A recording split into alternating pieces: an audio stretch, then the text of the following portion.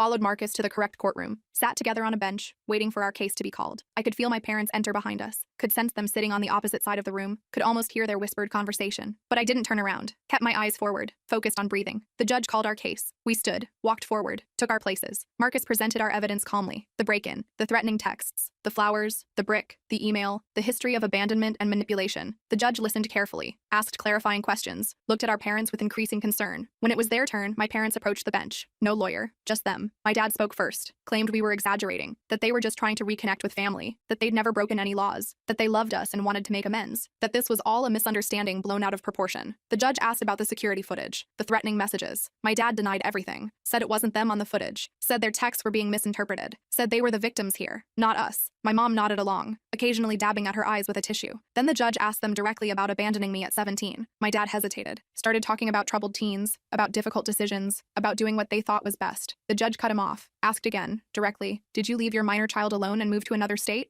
My dad looked down, mumbled something about financial hardship. The judge's expression hardened. After hearing both sides, the judge granted our restraining orders. 3 years, no contact, no approaching our homes or workplaces, no messages through third parties. Any violation would result in immediate arrest. My parents looked stunned, like they couldn't believe this was happening, like they'd never faced consequences before. As we left the courtroom, my mom called my name, just once, softly. I kept walking, didn't look back, felt a weight lifting with each step. Not healing, not yet, but the beginning of it. The first real boundary that couldn't be crossed without serious consequences. Outside, Marcus shook all our hands, said we'd done well, said the orders were solid, said to call him immediately if there were any violations, said he was proud of us for standing up for ourselves. We thanked him, feeling dazed but relieved, like survivors of a natural disaster, blinking in the sunlight. Michael hugged me on the courthouse steps, a real hug this time. "I'm sorry, Emma," he said, voice breaking, "for everything, for not protecting you then, for not finding you sooner, for believing their lies, for bringing this chaos back into your life." I hugged him back, told him we were going to be okay, that we had each other now, that we could build something new, something better. As we walked to our cars, I felt my phone buzz, a text from an unknown number. I almost didn't check it, but when I did, I felt a chill. It was a photo of Lily at her friend's house, playing in the backyard, unaware she was being watched. Below it, just 4 words: "This isn't over yet." I showed Michael the text immediately. His face went white. He called Jenny, who was already on her way to pick up Lily. I told them to meet us at my apartment. Then I called Marcus from the car, my hands shaking so bad I could barely hold the phone. He told me to forward him the text and drive straight home. Said he'd call the police and meet us there. Said this was a clear violation of the restraining order. Said to stay calm, but vigilant. The drive back felt like it took forever. I kept checking my mirrors, paranoid my parents were following me. When I finally pulled into my building's garage, I sat in my car for a minute just breathing, trying to get my poop together before facing Michael and Jenny. They needed me to be strong right now. I found them already in my apartment, Jenny clutching Lily like she might disappear. The poor kid looked confused and scared. Michael was pacing, running his hands through his hair over and over. I showed them the text. Jenny started crying, said they'd been watching her baby, said she'd never forgive herself if something happened to Lily.